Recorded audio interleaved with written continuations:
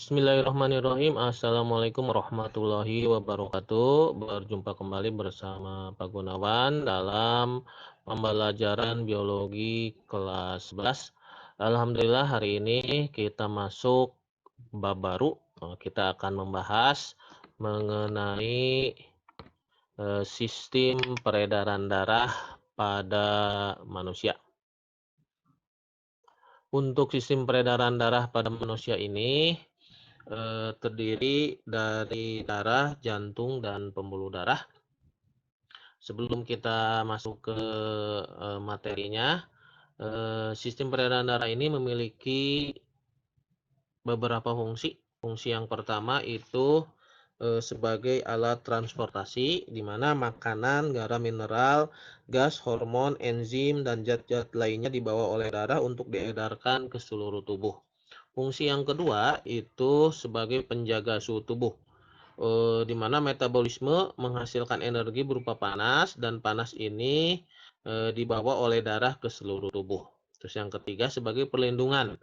Darah melindungi tubuh terhadap cedera dan invasi benda asing. Misalnya ketika kita luka, terbentuklah mekanisme pembekuan darah untuk mencegah tubuh kehilangan darah. Dan yang fungsi yang keempat itu sebagai penyangga atau buffering. Jadi protein darah bertindak sebagai penyangga atau buffer melawan perubahan asam basa untuk mempertahankan pH optimum darah.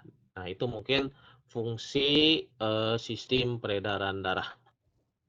Oke, kita masuk ke materinya. Nah, ini sebelum masuk ke materi ada kompetensi dasar yang harus kita pahami. Kompetensi dasarnya yaitu menganalisis hubungan antar struktur jaringan penyusun organ pada sistem sirkulasi dan mengaitkannya dengan bioprosesnya sehingga dapat menjelaskan mekanisme peredaran darah serta gangguan fungsi yang mungkin terjadi pada sistem sirkulasi manusia melalui studi literatur, pengamatan, percobaan, dan simulasi. Adapun untuk indikator yang akan kita capai itu untuk menjelaskan fungsi masing-masing komponen penyusun darah, menjelaskan mekanisme pembekuan darah, dan menjelaskan penggolongan darah berdasarkan sistem ABO.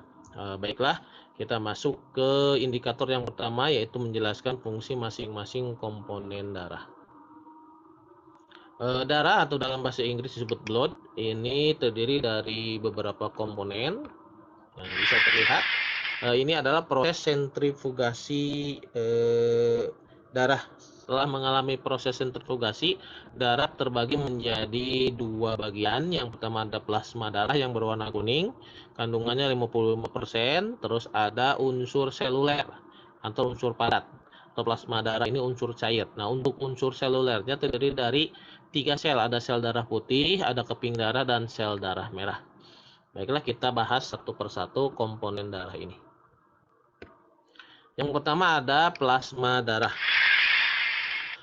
Plasma darah ini bahan penyusunnya yang pertama adalah air, fungsinya untuk pelarut, sebagai pelarut untuk mengangkut zat-zat lain. Terus ada juga ion-ion seperti natrium, kalium, kalsium, magnesium, klorida, dan bikarbonat.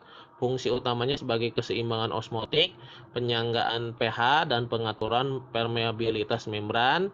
Terus bahan penyusun yang ketiga ada protein plasma. Protein plasma ini terdiri dari albumin, terus fibrinogen, dan globulin atau imunoglobulin sebagai antibodi.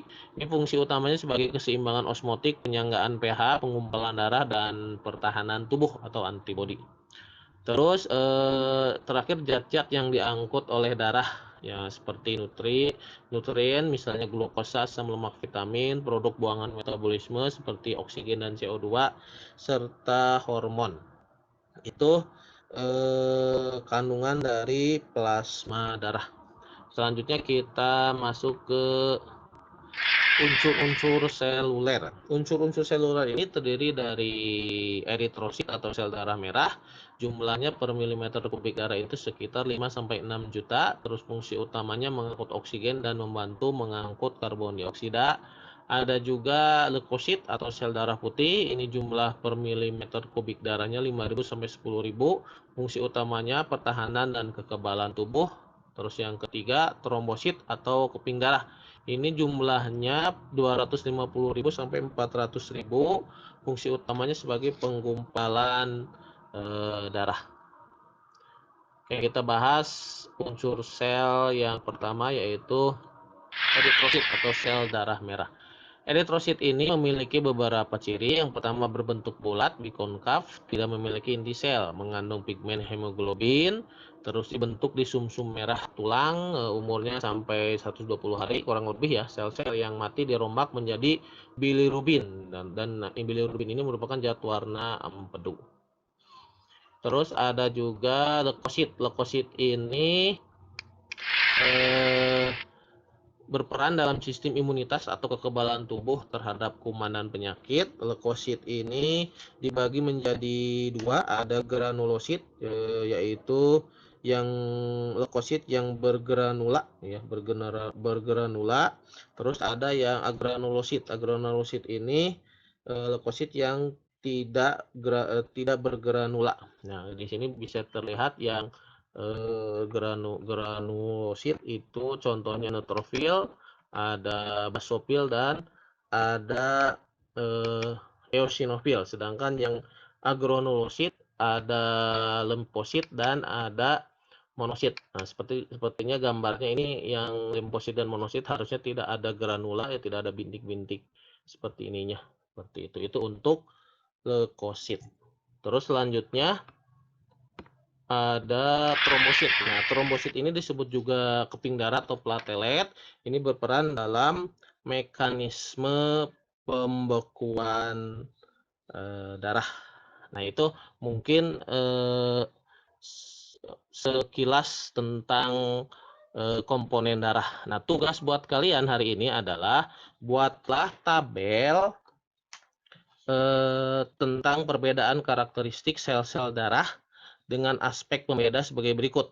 Yang pertama ukuran, yang kedua inti sel, ada tidaknya, yang ketiga jumlah, yang keempat struktur, yang kelima umur, yang keenam bentuknya, yang ketujuh tempat produksi atau pembentukan, dan yang kedelapan fungsi dari masing sel-sel darah tersebut.